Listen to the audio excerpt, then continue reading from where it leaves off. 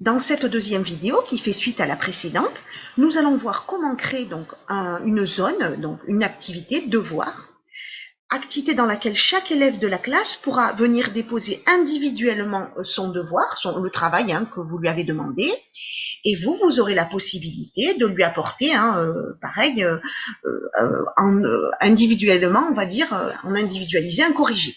Donc vous allez cliquer ici sur activer le mode édition.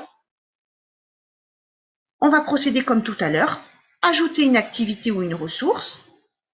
Vous allez cliquer ici sur le mode avancé et vous allez choisir devoir. Donc, ce devoir, je vais cliquer ici sur ajouter.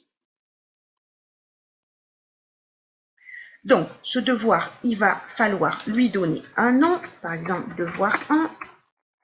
Là, c'est là que vous affichez les consignes à rendre pour, etc. Enfin, donc voilà, vous pouvez afficher sur la description sur la page du cours. Et ensuite, il y a plusieurs petits paramétrages qui sont intéressants. Tout d'abord, la disponibilité. Alors, c'est intéressant parce que vous allez pouvoir donc décider de la date de remise du devoir. Donc, l'élève, il va devoir remettre le devoir le 21 mars.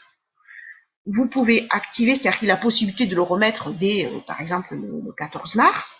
Et vous pouvez aussi activer, choisir une date limite. Donc, il pourra le rendre, dernier délai, le 22 mars.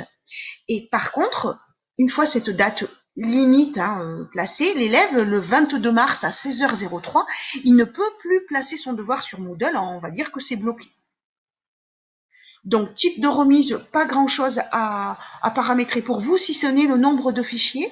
En effet, si vous savez que l'élève aura, par exemple, un document Word, un tableau, une image, ben là, vous augmentez le nombre de fichiers. Donc, type de feedback, c'est-à-dire que là, c'est vous. Donc, comment vous voulez remettre le corrigé. Donc, des commentaires. Je vous montrerai ultérieurement. Donc, une annotation sur des PDF, un commentaire en ligne, vous choisissez. Et enfin, vous avez aussi la possibilité d'avoir une notification. Donc, vous allez cliquer sur oui.